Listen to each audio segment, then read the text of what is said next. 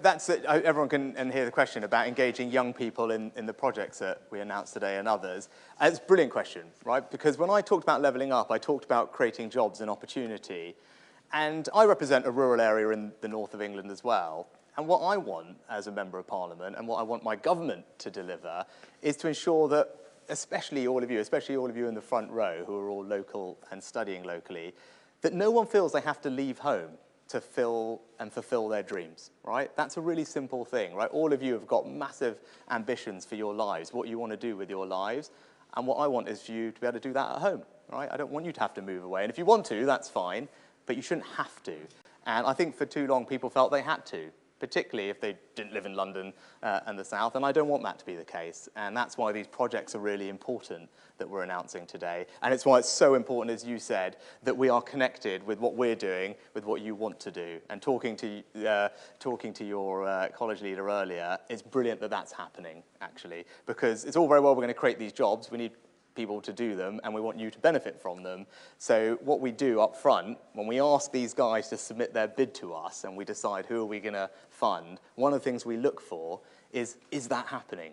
Are the local education establishments, whether they're colleges, whether they're universities, whether they're schools, have they been included in the bid? Are they talking to the council who are putting in the application? Have they thought about, actually, if they say they're going to create all these jobs for us, that they've figured out they've got the right courses for all of you to do to benefit from those jobs? And it's one of the things that we look at. And your guys, and he's nodding there because he deserves the praise, you did it brilliantly here. And when I was talking to some of you earlier, I can see that you're really pumped. But that's what it's about. It's about making sure that you can fulfill all your dreams, all your aspirations, and you don't have to leave home. And I really think because of this project here today, we're going to make a reality of that. And when I come back and visit it in a couple of years, you'll all be working on this site, and it's going to be superb. So best of luck with it. Right, okay, so let's go. Who's next? Yes, ma'am. Hey, Jennifer Cormack, Cumbria Local Enterprise Partnership. Fantastic news, thank you very much. My question to you today is just what impact do you think it will have on the visitor economy, both here in Morecambe and on the wider area, the Cumbrian economy, over to the lakes? Do you think it'll increase dwell time for visitors to the area? Yeah, I mean, it was one of the things that actually David talked a lot about in Parliament, and the bid talked about it. The exciting thing about what this is going to do here is it's not just a local attraction, right? What this is not even just a regional attraction. Quite frankly, it's not even a national attraction. It is a world-class attraction. And that's what you guys are going to do here. You're going to create something, the likes of which is going to be appealing to people all around the world. And that's what's so exciting. And you're also lucky, because we've done this in Cornwall, right? We've got an Eden project in Cornwall. It's amazing. You're going to benefit from all of that, and the team are already thinking, well, how do we take what we learnt there and make sure that we can do things differently and better here this time around? And what we've seen there is it does do exactly that. It increases visits to the area, not just from the region, not just from the country, but from around the world. And then this is a great springboard to go and visit all the other places in the north. Actually, when we were standing at the top of the hotel, and you can see the Lake District and the Yorkshire Dales, which is over where I live in North Yorkshire, what a great place, right? What a great place to come, to learn, to explore how we interact with nature, take a concert at the new venue that's going to be there, but then also go off and springboard into everything else. So I think it's going to be brilliant for the visitor economy. We've already seen that that's happened down south, and now it's going to happen for you here. And that's going to be great for all the local businesses, local jobs, the pubs, the B&Bs, the restaurants, the cafes, everything else. And that really drives the local economy. So that's our vision for what's going to happen. Good. Right. Okay. Let's go over here. Yes, sir. So are you from the media? I think we were going to try and do some media questions at the end, if you don't mind. So let's try and actually, where should we go? Let's go over to the back. Yes, ma'am. Hi, Rachel McQueen from Marketing Lancashire. Obviously, echo the positivity. It's a fantastic answer. As you talked, already a really, really strong offer in Lancashire for a visitor market. It's difficult for us to push that internationally through a tour tool which is essentially centralised in London. So how could you work with Horizon DCMS to try and evolve what's going to be an opportunity to support a fantastic investment with the promotion to the world done locally? Oh, that's a great question. Okay, so let me take that away, because we should do more regional tourism.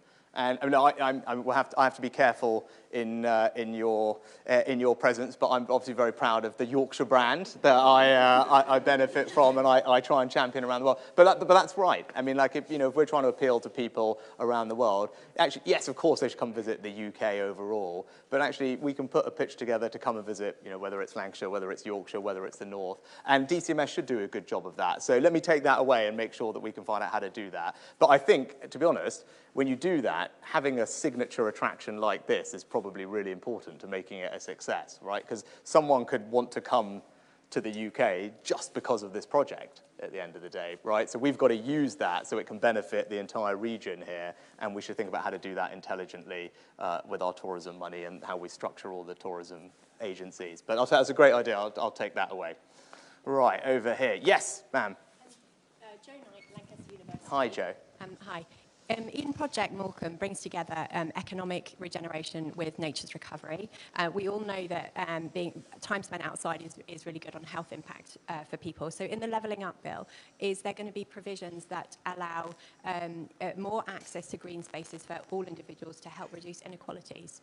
Yeah, so it's a really important point, and we know the power of green and open spaces for people's general well-being, for their health, for their mental health, for their fitness, and just because it's a lovely thing to do, right? And we all get pleasure from being outside, particularly on an amazing day like today. So one of the things we've done, which we've already announced, and we're getting in the process of rolling out, are something which we used to call them pocket parks, and I think they're now called Levelling Up Parks, because we've branded everything Levelling Up.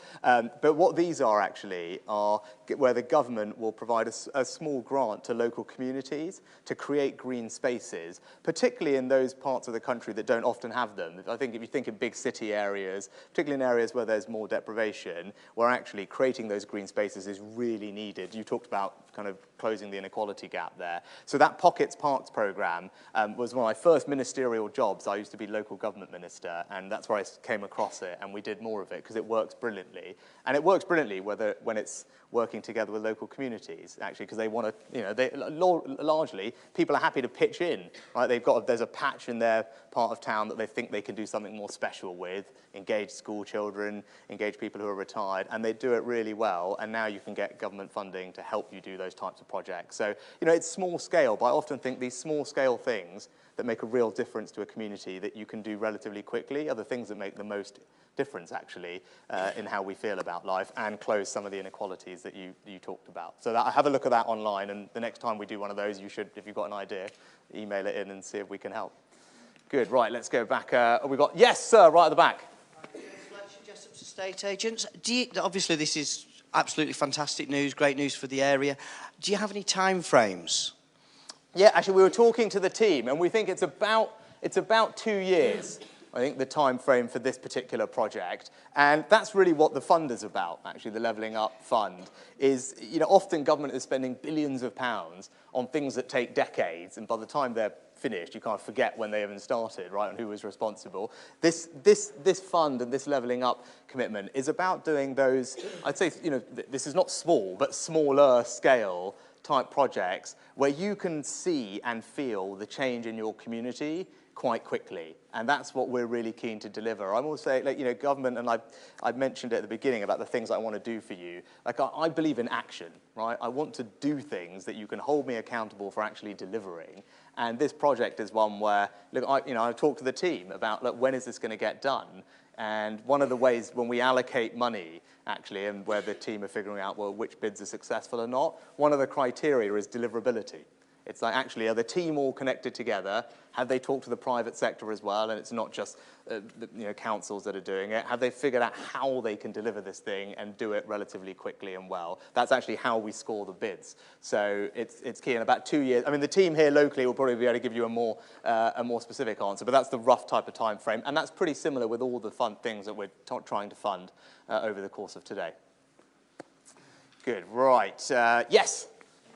I'm Hannah James. Hi, Hannah. From Lancaster and Morecambe College, and I'm wanting to know what job opportunities there'll be from the Eden project for students like us, or just the public who are wanting to seek a job.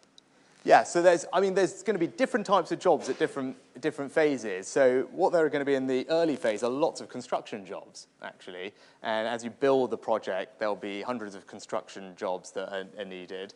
And actually, Michael Gove, who was with me earlier, was visiting some of your colleagues who are studying. So that's going to be great. I think one of them said to him, I don't know if that person is here. I think one of them said, I did this construction apprenticeship, or I made the decision to do it, and now after today, I think it's the best decision I ever made. I don't know if that person's here, but that works well. And then obviously after it's built, then, I'm not the expert, but the project team will be able to tell you as well. But as some of us were talking before, there'll be lots of jobs actually involved in conservation. If you think about what the Eden Project is, it's a world-class attraction that talks about our relationship with nature. And because of that, and actually because of the research and some of the discovery that will be going on there, there'll be some really exciting opportunities in the natural world, which, as I said, they won't be available in many other parts of the country. So I think that's really, really special. And then there'll, of course, be all the hospitality jobs, right? When you think, at the end of the day, we talked about it right at the beginning, right? There's visitor attraction, visitor economy, all the people who are going to have to do marketing, finance, accounts, right? All of that stuff. So I think, all sorts of things, which is going to be great for all of you and everyone else in the area, I hope. Right, who have we got? Yes, ma'am. Thank you. Caroline Jackson, I'm the leader of the City Council here. So this is an absolutely fantastic day. Don't think I can think of a better one for ever. And looking forward, it's going to change Morecambe. We are so happy to be here, and it's a great relief. Thank you for finally actually saying it. But what I'd say to you is this incredible energy, enthusiasm, ingenuity, fantastic collaboration that's gone across the sectors. We've got our MP here working with the council, county council, we've got all this to offer. How are you going to pick this up? Because levelling up comes once, but how's this immense possibility for this area and across the northwest and where you are? How's the north going to be picked up and helped to really contribute to the future of our nation, the health and the wealth? Because we know you've got levelling up there because we've been left behind. And how are you going to get that rolling onwards? Because that's what we want to do. Yeah, no, Karen, well, hey, thank you for what you said, which was lovely. And I'm so glad that you feel excited about today, because I think it really is a day to celebrate. And you asked, how are we doing it? I think, we do it but by actually just getting on and delivering it, is, to be honest, right? We can't just talk about trying to close some of the gaps or change some of the things that happened in the past. We've just got to actually do it in practice, which is what today is a great example of. And we're doing this across the region, and there's projects everywhere that are probably having a similar day to you guys today. But I think the other thing we need to change, because that's all good and well, right? We can stand up and we can announce money in a project in a particular place. But I think we've just got also to change people's perception and change their mindsets and give people the sense that actually, for the first time, people talked about this in the past, but now someone's doing something about it. And that's what I'm trying to do. And that won't happen overnight, of course. Change doesn't happen overnight. But I really feel when I'm doing my visits across the north now that people do feel that something has changed. And you take an area near me, Teesside, which is a great example, which I know well because it's close to where I live, right? That's an area which over the past several years, if you rewind several years, a steel plant closed in Teesside. Thousands of people lost their jobs. And you might, at that point, think, gosh, what's the future of our region like? What does that mean for us? Fast forward, not that many years, actually just brimming with optimism and excitement, partly because of some of the things the government has done. We've created a new Freeport there. They've got funding from the Infrastructure Bank. Like you, they've received funding for their town centres and high streets and things like that. The Treasury, when I was Chancellor, we put a Treasury campus in Darlington. That's fine. We've done our bit. But actually, people in the region have taken that and have been brilliant, and are now just, as I said, they're brimming with ingenuity and pride in their area, that it's going places, that new jobs are being created, and I think that's a kind of positive cycle. So once we do one or two things, and people think, okay, change is starting to happen, it just builds on itself, and that you get a virtuous circle then of positivity and momentum to do new and better things. And I just want everywhere to go through that process. And hopefully, there were already so many good things going on here, but a project like this now can kickstart a new sense of forward progress right here, right? So everyone can feel confident about the future, and I can see people nodding, which is great. And then this will spur other people to think about other things. And I think if we can replicate that in lots of places, we'll be able to make the change. But I'm determined to deliver it, and I really think that actually today and what we've done previously is making a really good stab at it, and you'll see lots more from us over the next couple of years too. Right, yes, sir. John Mason. Hi, John. Hi. How secure is the additional funding to complete this project in the 2-year timeframe? So the funding from government is completely and utterly secure. Now, the project team are in the process of securing the other bits that they need from different sources, and some of that will come from the private sector, some of it may well come from pension funds and other investors, but I think one of the big pictures, which we've always thought about this project and what the team have always said is, look, if the government comes and shows its commitment, then actually that will unlock private sector capital. And I think that's really important because a project like this needs to be able to attract capital from other sources as well if we think it's really going to work and be successful. But I think, I feel confident about that. The team feel confident about that as well. And we've done, I think, we made a very significant statement today with what we've done. And I think, as you say, those conversations now will be far easier with all the other providers of capital. Yes, ma'am. Hi there, I'm Sue and I work in a local charity. I work in the hospice. So we're constantly looking for funding. So today was a great day. I was so pleased to hear the announcement, but a little inkling of worry about the funding. It's a continuation of that theme. And this morning it was like the stars aligned on the news, wasn't it? Because we hear that the King wants to give the money from the wind farm that's just out there in Morecambe Bay. And I just suddenly thought maybe that was an option. Yeah. I haven't spoken to him about that bit yet. So no, I know I haven't seen the details of what's going on, but there's a mechanism in place for some of the Crown Estate things. But I think look, you should feel confident because this is such an exciting project, and now that the government has come in and put a huge commitment behind it, I think you'll see actually lots of other sources of capital unlock, and other people will want to be part of it as well. But thank you for what you're doing at the hospice, which is obviously amazing work. Actually, I was just in Northern Ireland recently visiting their hospice there, and you and your colleagues who work in places like that just do something that's very special and very demanding, but the people you help are enormously grateful, and we're very lucky to have you do it.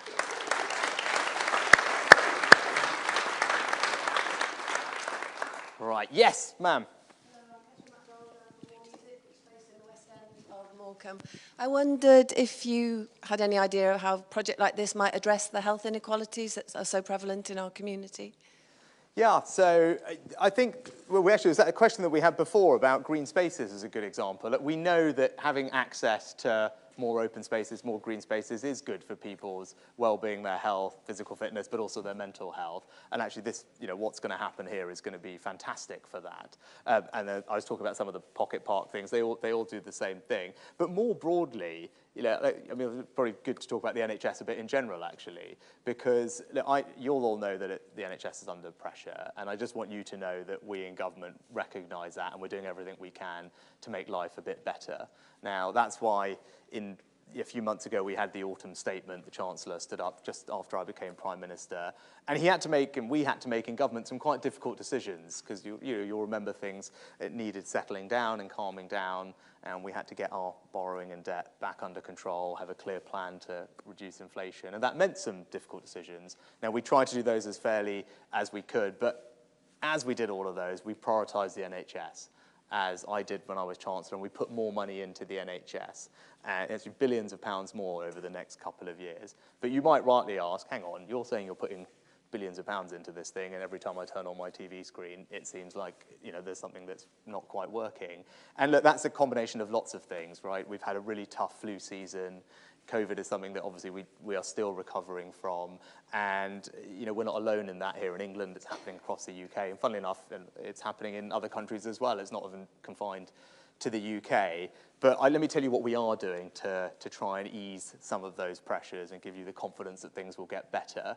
So many of you will have families that are waiting for operations. They're on a waiting list somewhere, right? And the number has got now to several million people, right? So, I would imagine if I asked you, probably lots of you will have a family member that is waiting for something. And we've got a really clear plan in place to get the numbers of people waiting down, which we're making progress on. And that's about doing things differently. So for things like hip operations, for example, we're trying to separate those out from the hospital, right? So the hospital's dealing with lots of emergency care. If we can take things like hip operations or indeed scans, if you need a CT scan or an MRI scan, we can do those closer to your home in a community, in a new centre. All of that means that we can keep getting on with that treatment even when the NHS gets busy. And because we're doing things like that, we're able to cut the waiting list. And when it comes to ambulances and emergency care, the single biggest thing we have to tackle is the number of people in hospital. And right now our hospitals are really full, partly because of the winter and flu, partly because of COVID. And what we need to do as quickly as possible is for all the people who don't need to be in hospital, who could be at home or in the community in a social care setting, we need to support to get them there. And we've put some extra money in to do exactly that. And I think every week that goes by, we're able to get people back to their homes and communities. That eases up the burden in hospitals and then just makes everything in the hospital work a bit quicker and easier in the A&E department, and then ambulances not waiting as long. So we're not going to get there overnight, but just rest assured, I'm spending an enormous amount of my time on it. The other Saturday, I had an all day with all people from the NHS all around the country. And one of the things we focused on was learning from all those people who were doing it really well. So even though you look on your TV and you might think, God, this is a problem everywhere, actually, there are lots of places around the country where locally they've figured out how to overcome some of these challenges because the team there have done something different and have really overcome the challenges.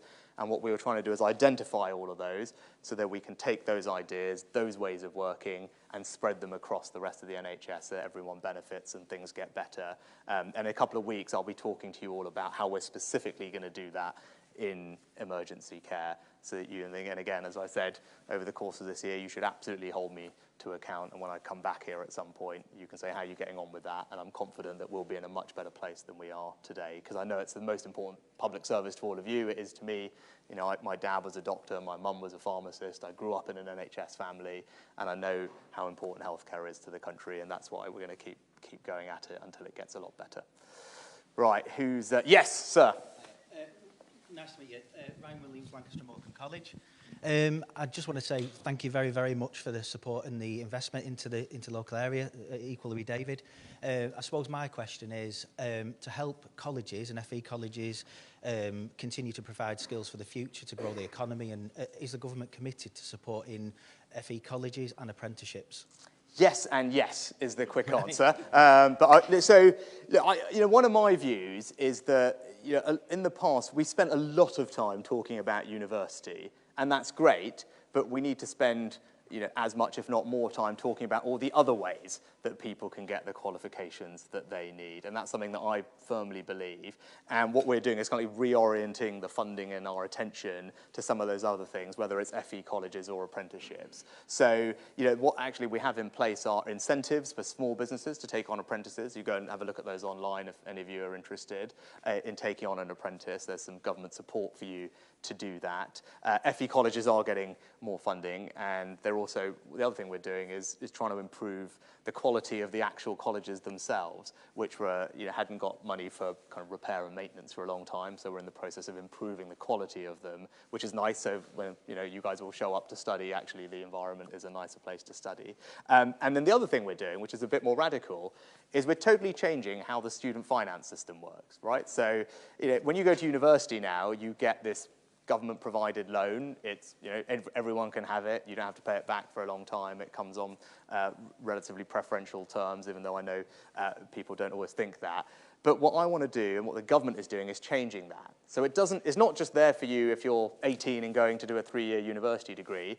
If you're 25, if you're 35, if you're 45, and you think, hang on, I actually want to go and pick up a qualification, right? Maybe it's a level 4 qualification in cloud computing. Maybe it's a level 4 qualification or level 3 in veterinary nursing, as we were talking about before, and you decide that later on in your life, you should still have access to that type of funding. And we're changing the system over the next couple of years, so then people will be able to do that. Because the way the economy works is changing, right? And people will change jobs more often. And what I want to make sure is that for anyone who's prepared to work hard, if they want to go and get some new skills so they can get a better job or a new job, earn more money, provide more for their family, I want the government to have their back. right? Those, you know, all of you are working hard, and when you want to go and do something more for your family, like, I want to be right behind you. And that's why reorienting the finance system so it does that for those people is really important to me. And that's how we're going to make sure we just, you know, we build a vibrant economy as well, because if we need people to be in the right jobs, doing the right things, and that's constantly changing. But it's an important thing for us to deliver. Right, we got a couple. I don't feel that you have to ask questions just about Eden Project as well. If there's anything else on your mind, feel free to punch it in, and then we'll wrap up in a bit. Yes, sir. My name's Mark. I'm the chairman of Bay Tourism Association. Again, I want to thank you for today's investment. I think you've realised the dreams of thousands of local people today. Fantastic world beating attraction, but the importance of having an attraction like this is also the public transport infrastructure that goes alongside that.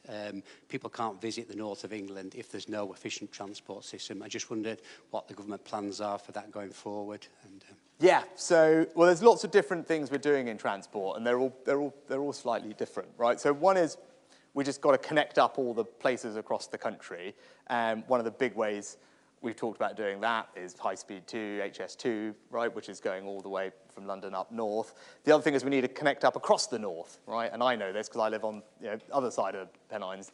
And I know that when I was where I am over at North Allerton in North Yorkshire, getting up and down to London is actually great, right? Relatively quick train works.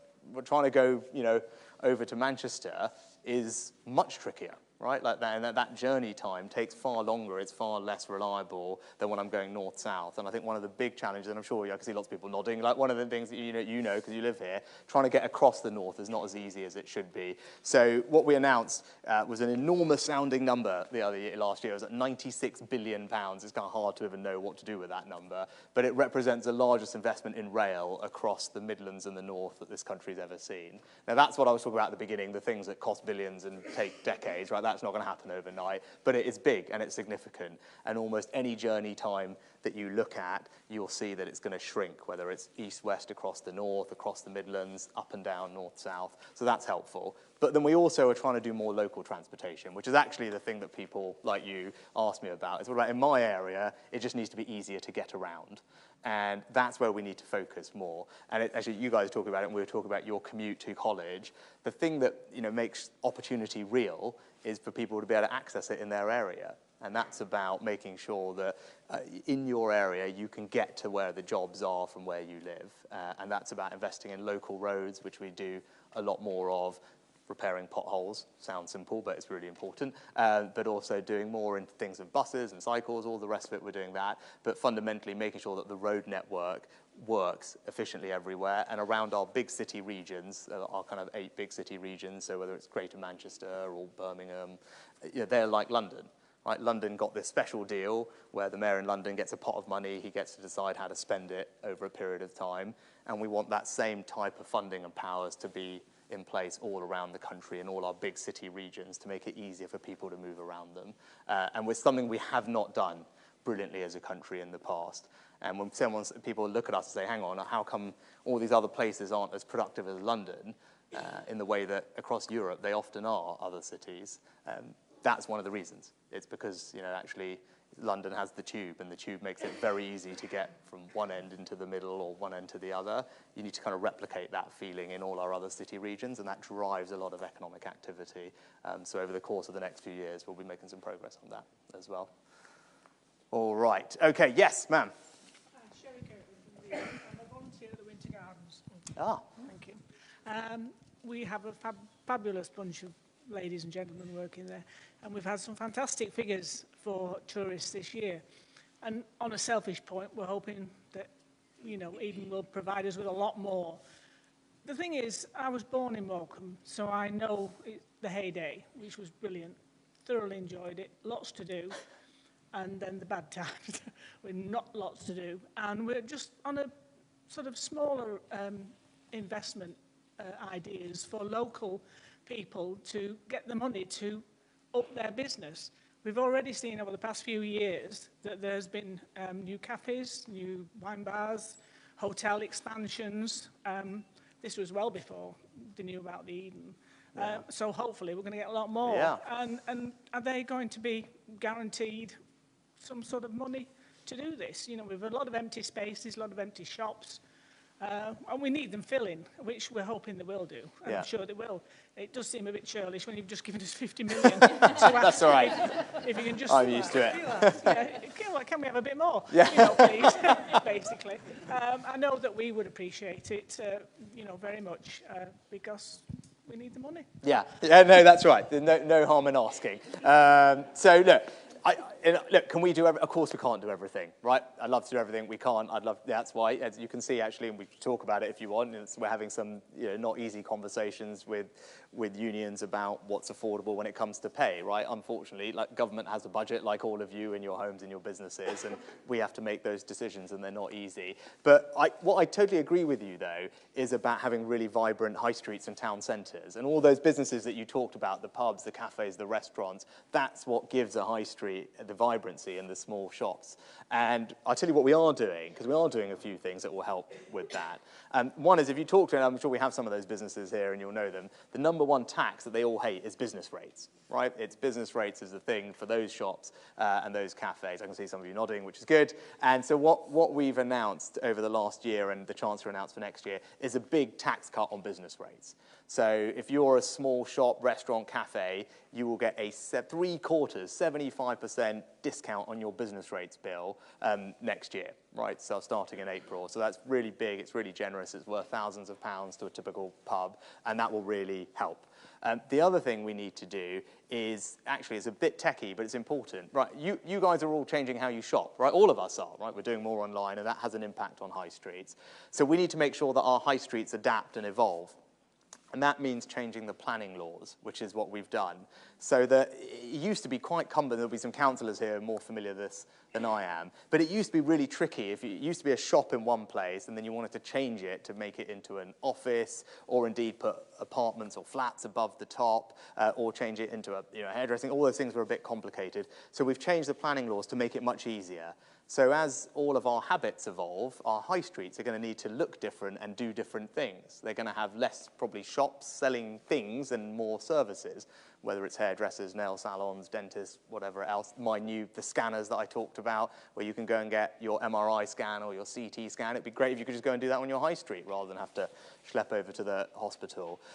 So the planning rules that we've changed will help those high streets adapt. And then the last thing, is there any specific money for them? There is actually. There's something called Help to Grow.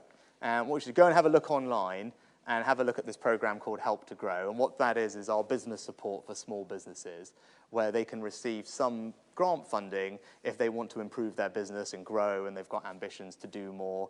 They'll get some help and support on training or software that will help them do that. So that's a specific program that they should go and have a look at. But let them know the business rates cut is coming in a couple of months, and that should put some more cash in their pockets. And the Chancellor also just announced some help with their energy bills as well.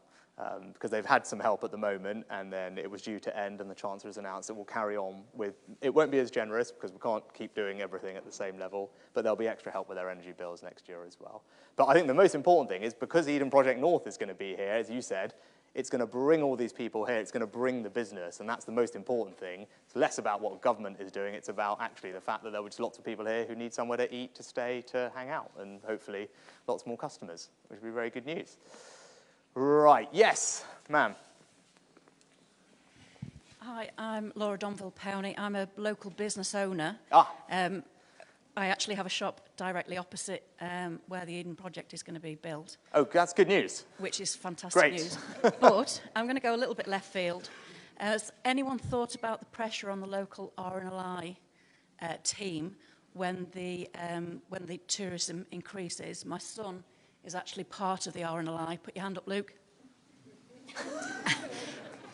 Thanks, Mum. I wanted to know if anyone had considered the added pressure that's going to be on the local team. Well, you know what, that's an excellent question. And why don't you, if I've got time afterwards, you should come and have a chat with me, and we should make sure that we have thought about it and we get you the support that you need. But thank you for the job that you're doing as well, because that is brilliant. I was just in Scotland, saying Northern Ireland, seeing their search and rescue team, and they were talking about their interaction with your colleagues as well, and particularly in a place like this, superb, right? And if people are going to come here and we need people to help them out, thank you to you for doing that as well. But I will pick that up with Luke if that's all right. And thank you for volunteering him for the Q&A afterwards. Brilliant. There was a lady at the back, I think, and then I'm getting waved at, right, so I better come and take some questions from the media as well. Hi, thank you. So I'm Philippa Williamson, leader of Lancashire County Council. Thank you for your investment in Eden today, but more widely than that, £220 million across Lancashire. It's just a fantastic boost of confidence for us all, and I hope that confidence came through all the bids that all the partners here, most of them are here, universities, councils, county council, third sector, we all come together and work really hard over Eden for the last 5 years, spearheaded by David doing his cheerleader bit in Westminster, which was great. But I wanted to ask you really about the County Council's bid was about greener, safer, more active travel, because we see that as really important, right? You know, of making little local communities much more safe and easier to walk about. So, you know, interested in your views and vision for that. Yes. So, you know, when we were talking to the question earlier about transport, that's the local bit that I was talking about. And it's, you know, actually whether it's, you know, buses where we're doing more of, but also, as you said, active travel, and some of the schemes that we've supported today are about that. Funnily enough, actually, one of the ones in my own constituency has an active travel component to it, because that is important. And we had a couple of questions about how does health connect with all of this. I think where people can, if they want to be out and about doing that, gets them from A to B, but also good for their health and physical fitness. So it's very much part of the plans, and as you've seen, some of the projects today specifically have benefited from active travel investment. It's not my favourite thing to do. I'm not big on the whole cycling thing, but that's a personal thing. But we do need to make sure that we do have it for those people who want it, which is why we're doing some of it today. But thank you. Right, okay, we better take some questions from you. Is that all right, time-wise? Okay, Anushka, you're a veteran of these things. Go on, why don't you kick us off? Thank you, Anushka Astana, ITV News. Prime Minister, you're obviously giving money to Morecambe today, but you're also giving £19 million to reopen a castle in Canterbury, while Bradford and South Tyneside have got nothing. Is this what levelling up looks like now? And as part of that, can I ask you about the makeup of your cabinet, because it does have quite a heavy bias to the south. In fact, you have more cabinet members representing seats in Surrey than the whole of the north of England. Is that why levelling up is now a little more focused on the south? Well, I'd say a couple of things, Anushka. I think, look, if you look at the funding that we've announced today in the Levelling Up Fund, it's where all of you guys as well should hear this, right? So we have these Levelling Up funds. This was the thing that we're announcing today. And then the best way to think about it, well, how is each region getting its share of this money, and does it seem reasonable? The best way to think about it is kind of to compare the money each region is getting with the number of people that it has, right? Because obviously some regions have got fewer people than others. And if you look at it on that way, so you say how many pounds of investment per person in the region, what you find is that the Northwest is the top region. So the amount of money per person living there, who came top? Northwest. Who came second? Northeast.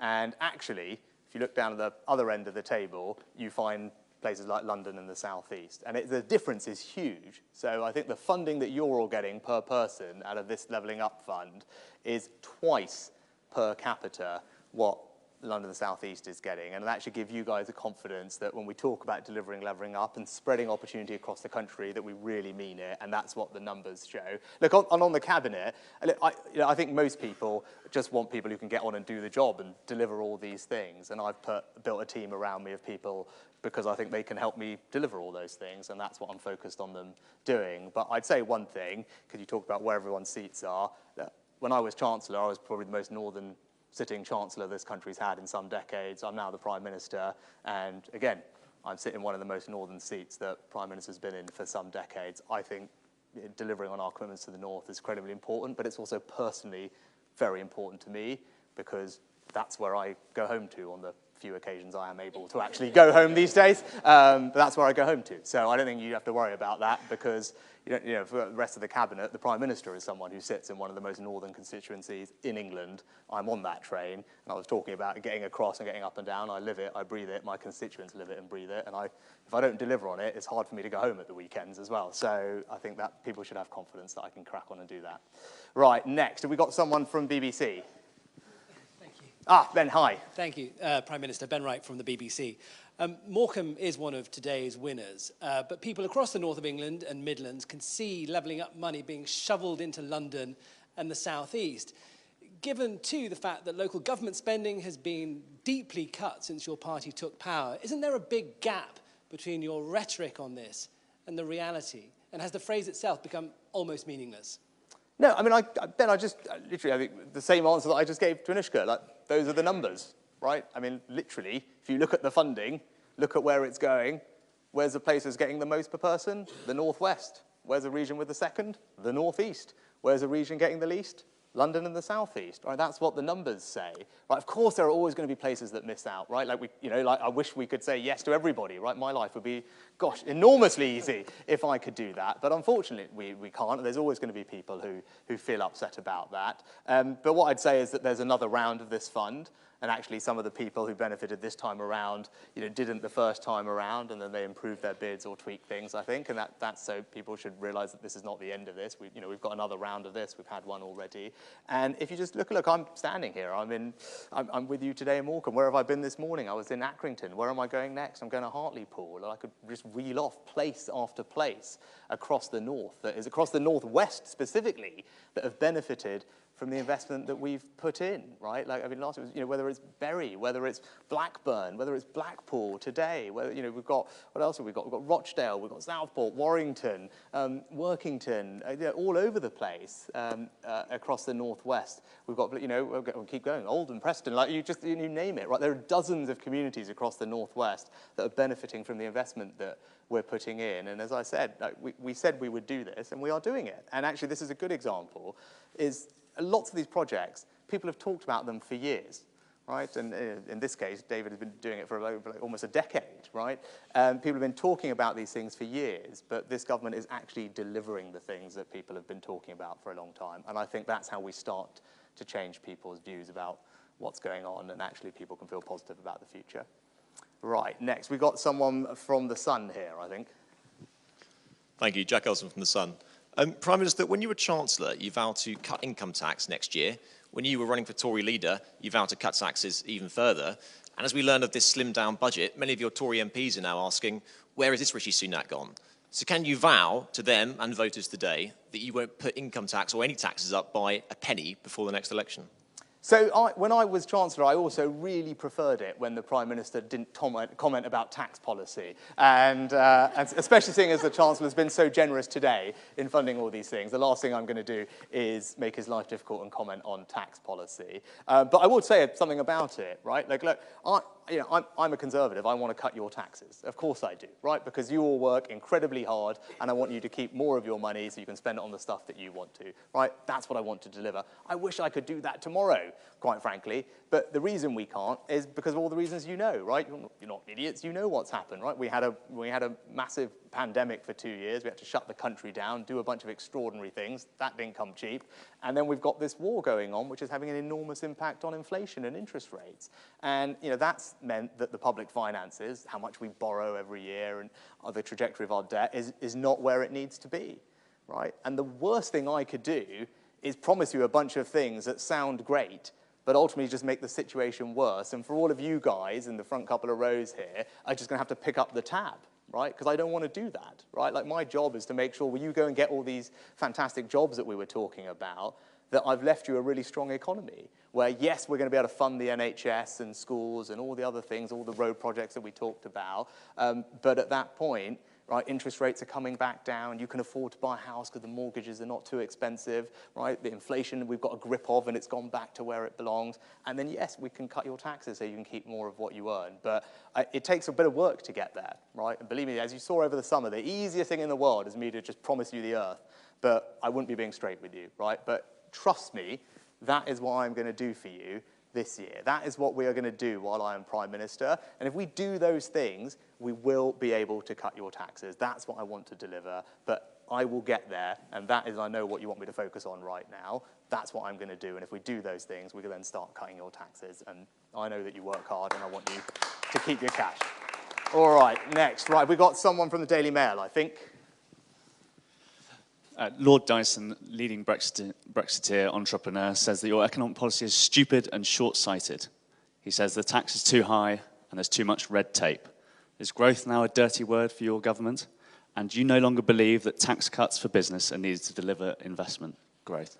Right. Well, when it comes to growth, it's right there, right? It's number two. It's what we're talking about today. Of course, growing the economy is really important, right? But what does it actually mean in practice? Because it's a kind of an economic word. What does it mean? It means more jobs that pay well, right? That is the simplest way for everyone here to think about it. I think how everyone thinks about it is making sure you guys all have great jobs to go to, making sure those jobs pay really well, right? And, you know, what about cutting taxes for businesses? We are cutting some taxes for businesses. I was saying to the lady earlier, for all those high street shops, for those restaurants, for those cafes, those small businesses, which are so important to our local communities like yours, we are cutting their business rates, actually. We're cutting it now. We're cutting it again starting in the spring to help them. We're also cutting other taxes for businesses that are investing. So any of you that run small businesses, you're going to benefit from something called the annual investment allowance, which what does that mean? It means that whenever you invest in expanding your business, buying some new machinery, plant or equipment, you can write the entire thing off against your tax bill. Right? That is a very generous thing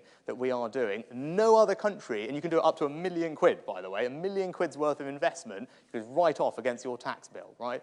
No other country in the world does something like that, right? I'm very happy for James Dyson to tell me if I'm wrong, but virtually no other country in the world that I know does anything like that for small and medium-sized businesses. About 99% of businesses don't spend more than that on their investment. And we want to make it really easy for your business to invest, because that is how we're going to help grow the economy. Because if all your small and medium-sized companies think about expanding and growing, driving up productivity, creating new jobs, we will grow the economy that way. And that tax cut, that annual investment allowance that the Chancellor put in place is so, so generous and very important. And that's why I'm confident, because you guys will drive the ingenuity we need, that we will grow the economy, and then ultimately we'll be able to cut taxes more for everyone as well. Right, and I think there was someone local here from Lancashire Live. Is that right? Yes. Right, yes. Susan Miss. Newton from Lancashire. Hi. Prime Minister, I saw that you flew to Blackpool Airport today on a private jet instead of travelling by train, obviously when there's a climate emergency and using taxpayers' money. I was just wondering, since you found Blackpool Airport so useful to arrive here today and access this part of the Northwest, why can't we have the money for it to be reopened for commercial use? Right, so, you know, I travel around so I can do lots of things in one day. I'm not travelling around just for my own enjoyment, although this is very enjoyable, of course, right? I'm travelling around so I can talk to people in Accrington this morning, then I can talk to you, and then I'm going to get over to Hartlepool, because I'm working on all of your behalf, right? And trust me, I'm working as hard as I can to deliver for you, and that's, I travel to make myself as effective as possible on all of your behalf. And you talk about investing in Blackpool, right? What have we done? We actually just announced today £40 million of investment in Blackpool, right? They're getting, I think, actually you talked about climate change. I think what they're getting in Blackpool, from memory, but someone will correct me, I think they're getting a new university campus that is focused on net zero, right? So someone should correct me if I'm wrong, but so I think that's what actually today's announcement in Blackpool is about. It's £40 million for a net zero campus to help us solve the challenges of climate change in Blackpool, and that comes on top of, actually, Blackpool already received £40 million in something called the Towns Fund, which was a kind of previous iteration of what we're doing today, because Blackpool obviously is a place where deprivation is high, and we really want to transform people's opportunities in Blackpool and the quality of life, and the MPs there, Scott and Paul, did a brilliant job. And that's why they were one of the first places where we said, look, how do we regenerate a town like Blackpool? And they got £40 million. And actually it was described as partly, it highlights the issue, but in a way a good thing, it was described as a King's Cross kind of London-style regeneration in Blackpool. Now that King's Cross regeneration, for those of you that have visited London and seen it, has been extraordinary over the last 10 years. But that's what that money is going into Blackpool to do. And I think actually in Blackpool, they're probably really excited. They were very excited and happy about that. And I bet you right now, I'm not going there today to see them on that project, but I bet you they're really excited about the money they're getting today for that campus, because that is going to really create jobs and opportunity for people there, and it is going to help solve net zero, which you're absolutely right to point out is something we need to tackle. Right, last one. Sam. Thank you, Prime Minister. Your predecessor, Boris Johnson, launched the whole Levelling Up project because he said that he wanted to help specifically deprived communities out of London, the South East, because he said that they were overheating. Now, it is just a fact that in absolute terms, London and the South East got more than a lot of parts of the country. You're concentrating on per head funding. That's a long-term justification for spending less on the North that we've seen across many, many decades. Are we getting the kind of levelling up that we were promised in the 2019 general election by Boris Johnson? And is the thing that's really changed that you're worried about losing southern seats? And one linked question, are you 100% committed to the current plans for HS2? So, again, it's kind of version of the same question, Sam, but look, we are completely committed to levelling up across the United Kingdom. And we've already been through a couple of ways of saying the same thing. If you look at how we're spending this money, it is disproportionately benefiting people in the northeast, the northwest, and that's great, right? And that is great. And part of what the former Prime Minister said is actually one of the criteria in this fund. It looks at the previous investment an area has received, because part of what we're trying to do here is say, hang on, there are some places that seem not to get the investment that others got, and we want to try and correct that where we can, and that's actually one of the criteria for what we're doing today, and we remain committed to delivering it. It's got, I mean, you talked about the politics of it. I think about half, or around half the funding that we announced over the course of today, or both funds, has actually gone to places that are not controlled by Conservative MPs or councils from memory. It's around half. So I don't think anyone can say it's being done on that basis. There's a completely objective, transparent criteria. It's all online. It talks about the things that I talked about with all of you before. We look at a project and say, can it be delivered? Who had the question about how long it's going to take, right? And we like say, hang on, no point doing stuff that can't work, right? Can it be delivered, this project? Is it a good fit for the local area? And what's the need of the local area is one of the specific criteria. And then, because, you know, we talked about, well, I can't do everything, we talked about value for money, right? Like, if we spend £1 here, are we going to get, you know, kind of £2 of value back from it? If we spend £1 here and we only get 50p, that's probably less good. Those are the types of things that we look at. This is ultimately, I'm spending all this money on your behalf. Those are all the things that you probably want me to look at to make sure that we're putting it in the right places. So that's how we've gone about it, and I'm really confident that it will make a big difference. But look, I'm being heavily waved at, so I'm just going to say, hang on, I'm just, Sam, thank you. I'm just going to say to all of you, thank you hugely for having me today. It's been such a pleasure to spend some time with a small group of you this morning when we looked at the project, which is genuinely inspiring. I mean, I've heard David talk about it ad nauseam for several years, but actually to come here and be with you, to see the unbelievable excitement and passion that you all have for it, and to know that you're going to create something very special that the entire country is going to be proud of, it's been a great privilege for me. So thanks for your time, and really go and enjoy today, because it's a good day for you. Thank you.